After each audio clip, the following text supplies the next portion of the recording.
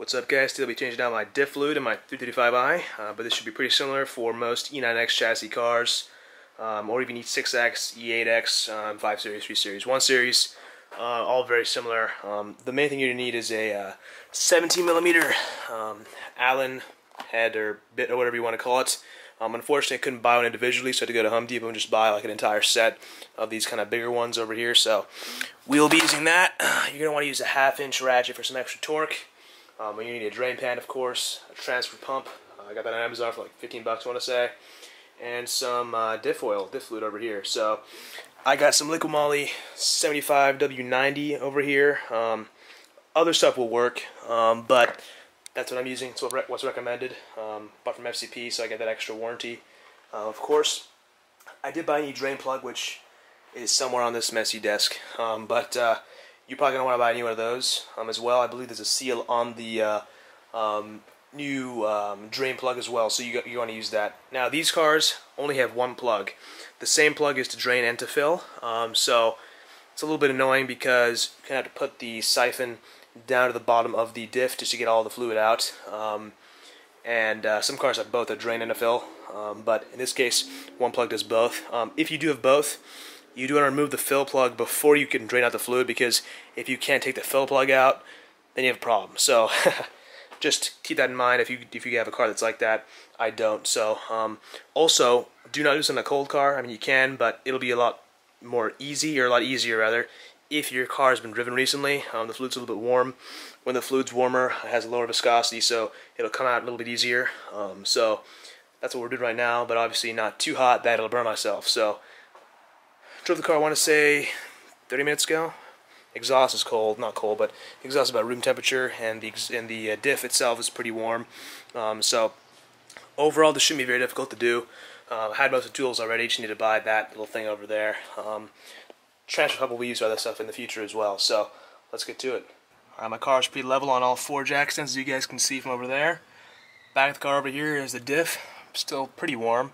That is the 14mm plug I'm going to be undoing. So I got my 1/2-inch ratchet over here, and eventually I'll be able to take that guy off. But for now, I need to get this pan in place because you never know, there could be a little bit of fluid that comes out. So just be prepared with that and have that ready to go. And then I'm going to go ahead and take that plug out.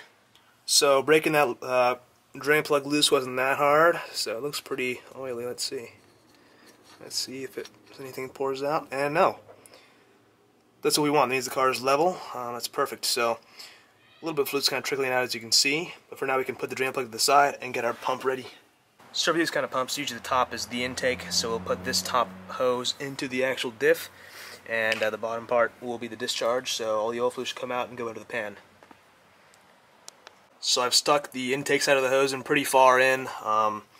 It could still go a little bit more, I could think, but just that alone to kind of displace some fluids, and that's kind of pouring out a little bit. But now we can actually get our other side of the hose and put it in the drain pan over here, and we can just get to it. It smells pretty bad. I'm not sure if this was ever changed in this car's lifetime. I probably should have done it earlier. It is 104,000 miles now, so could be overdue, but I haven't had any problems yet, so let's see. So once you feel the pressure change and you kind of direct the hose a little bit downward inside the diff, you'll start seeing the fluid come out. It smells awful. It just looks terrible too. I'll give you guys a better look when it's done. Yeah, it's just, this stuff was definitely overdue, I would say. Pretty discolored. And I'm thinking I probably have a lot of sludge at the bottom of mine, so I'll have to kind of figure out how to get all that stuff out of there. Yeah, so just keep doing this until you have no more.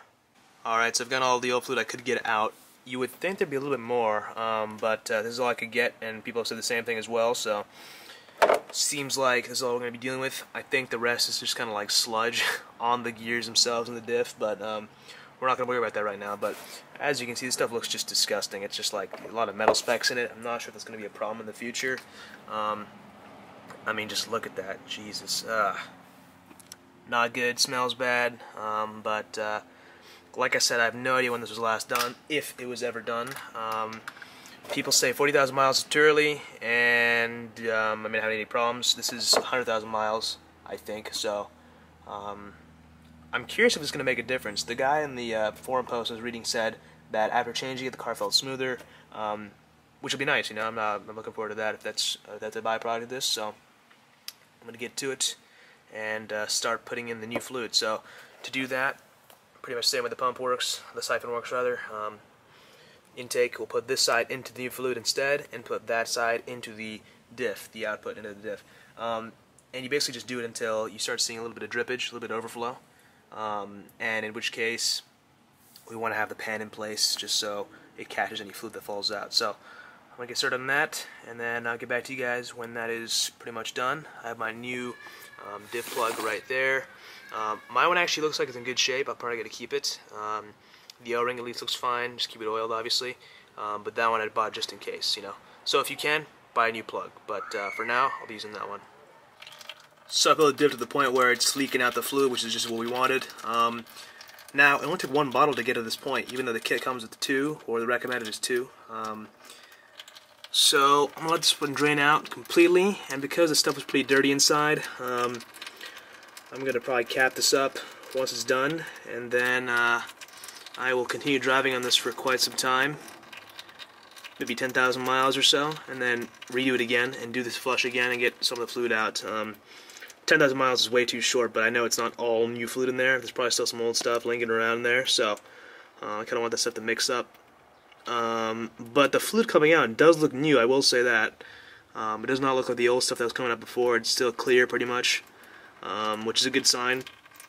But it does probably mean there's quite a lot of sludge in there, so I will let that do its thing.